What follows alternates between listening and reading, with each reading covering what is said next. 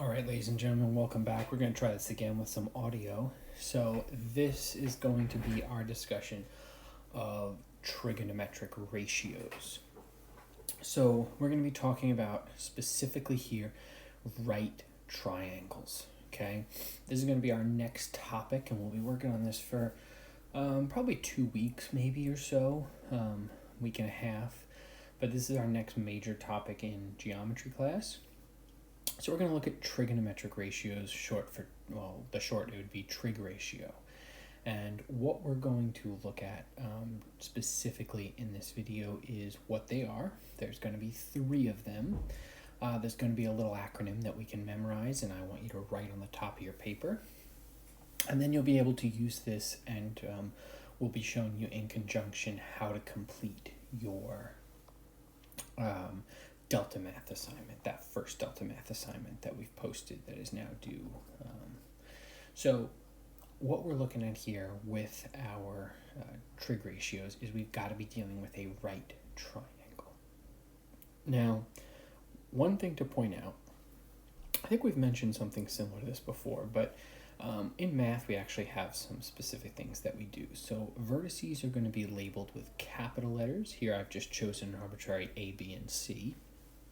The sides opposite those vertices, if we're labeling the side with, that's going to be side A, that's going to be side B, that's going to be side C, we would use lowercase letters. Okay, so let's change colors here. So as we get into the trig ratios, there's a little bit of an acronym that we use to memorize these trig ratios. That acronym is called Sohcahtoa. All right. And so we'll be writing that out on the page in just a second.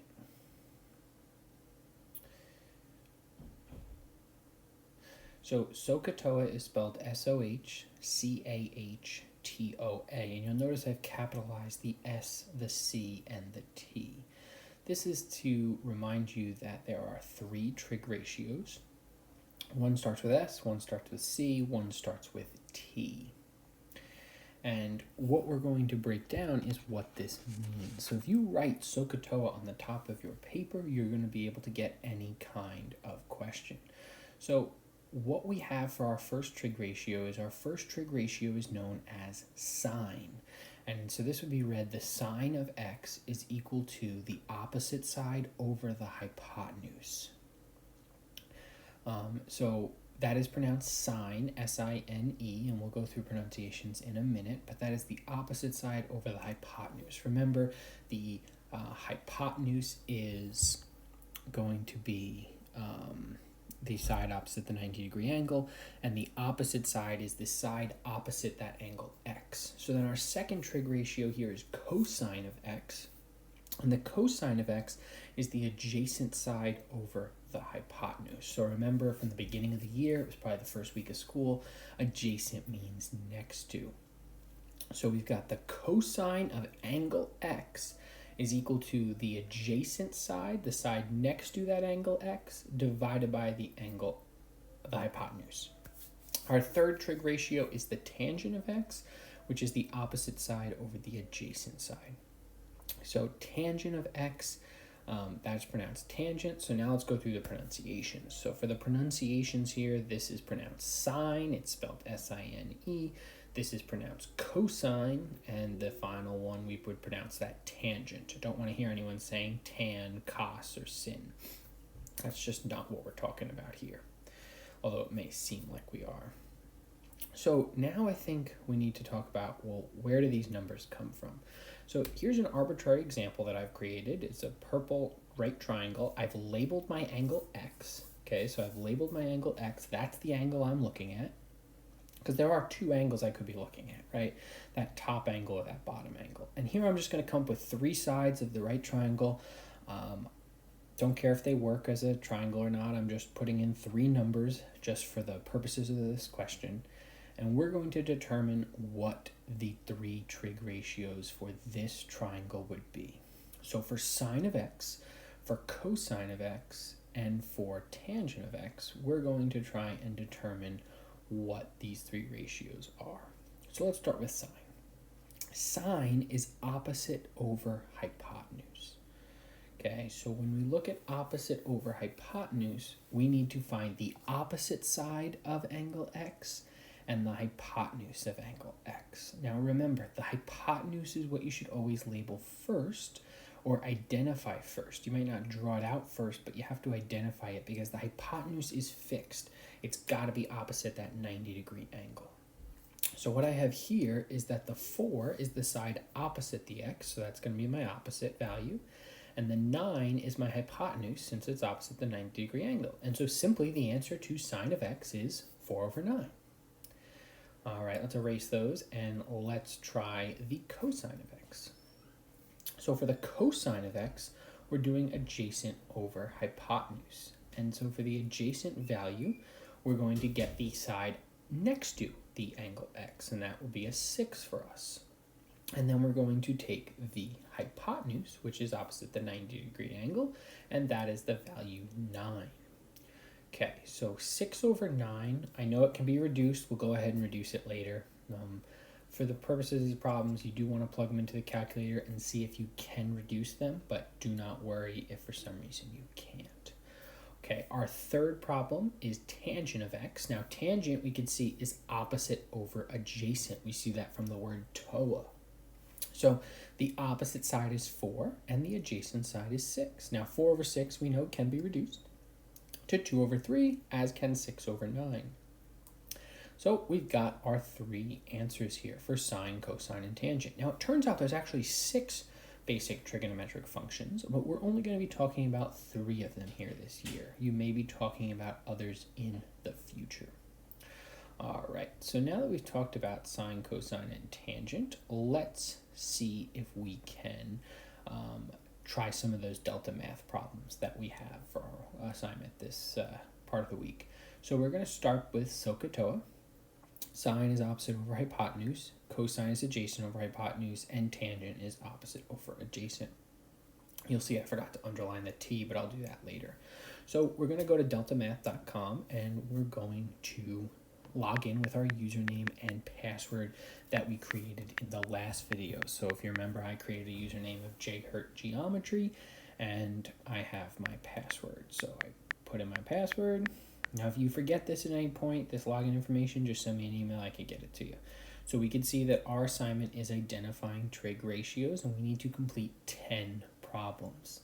So we're going to click on that assignment, and we're going to see that it says in triangle OPQ, the measure of angle Q is 90, and then it gives us some side lengths. And it asks us for tangent of angle O.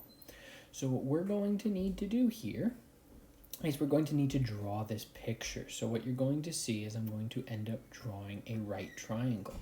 And we're going to bounce back and forth between the two just because that's the best I could do. Now you'll notice they said angle Q was 90, so I labeled that first. O and P, it's not going to matter. And we'll see in a little bit that I actually used a different location for O and P than the answer key did, and that was fine. I got the exact same answer. So now I'm just going to go ahead, and this is what you'll be doing with when you solve these problems. You'll have a piece of paper out in front of you, and you'll be writing and drawing the picture. It's the only way to get the answer to these. So I'm going ahead, right now I'm bouncing back and forth, but I'm labeling my picture. Okay, so I've labeled OQ 65, I've labeled QP as 72. So now they want the tangent of O, and you'll notice I already wrote Sohcahtoa on the top of my paper because this is what you need to do every single time. So for the tangent of O, now I'm underlining that T, there you go, better late than never. So for the tangent of O, I need the opposite side and I need the adjacent side. So the opposite side is 72. The adjacent side, being next to, is 65. Now, if for some reason you're saying, well, isn't 97 next to? 97 is the hypotenuse because it's opposite the 90-degree angle. It can't be both the adjacent and the hypotenuse. So it may help to do what we did here and label that as the hypotenuse so you know it's already taken. Now, they did ask us to round to the nearest hundredth here. So since they asked us to round to the nearest hundredth, we're going to have to plug in 72 divided by 65. And I decided here to use the calculator that is built into DeltaMath. So 72 divided by 65, I get 1.10769230.8, and I'm rounding to the nearest hundredth. So I'm looking at that 0, I'm looking to the right, which is the 7, so I'm going to round up, so I get 1.11. Okay, so now I'm going to go back. My final answer, rounded to the nearest hundredth, will be 1.11. So what am I going to do with this answer? Well, I'm going to plug it into DeltaMath and see if we got the correct answer. Okay, DeltaMath will instantly tell me if I got the right answer. So I'm going to plug that in, 1.11. No units at all for DeltaMath. So I'm going to hit Submit Answer. DeltaMath is always going to ask me, are you sure? Are you 100% sure? Yes, I'm sure. DeltaMath is then going to say, yes, you got it correct. And it's going to show me how they did it. Now you'll notice they flipped O and P, but it does not matter. Okay, everything is the same. We get the exact same answers. They're opposite, they're adjacent. The 72 is still the opposite, 65 is still the adjacent. They're just located in different locations. Okay, so you'll notice my record has gone up to 1 out of 10. My score is now 1, and I've completed 10% of the assignment. Now, if you ever get stuck, there is that Show Example button, and that example button will show you what you're doing. But I'm making these videos in addition to try and help you through, what's going on here. Okay, so again, you got to draw the pictures for each of these. Sohcahtoa, sine would be if they're asking for opposite over hypotenuse, cosine if they're asking for adjacent over hypotenuse, and tangent if they're asking for opposite over adjacent. All right, so keep in mind that if you leave DeltaMath at any time, it will allow you to restart, okay? It'll allow you to come back. You don't have to worry about saving your work or anything like that. So here I just want to point out that the second question that I got did not ask me to round.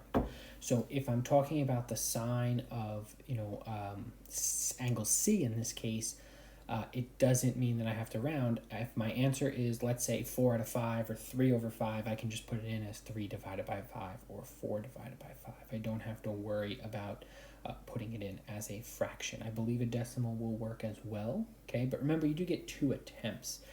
So if you do get a problem wrong and it's just the way you put it in and you go back and you check it over and you say, I'm pretty sure I'm right, you do get another attempt at that. Now, the only other thing that I want to add is remember that with these, the goal is to get 10 correct. So if that takes you 13 tries or 15 tries and you get 5 wrong along the way, that's fine. The idea here is that you can earn 100 by demonstrating that you've been able to do 10 correctly. Now we'll be able to see how long you worked on it, and I will be able to see incorrect answers as well, so I can try and help you out with regard to that.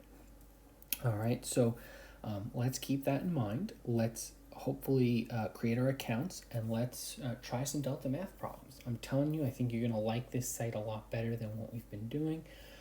It is an excellent website, and they really did a great job. So thank you, and I'll see you in the next video.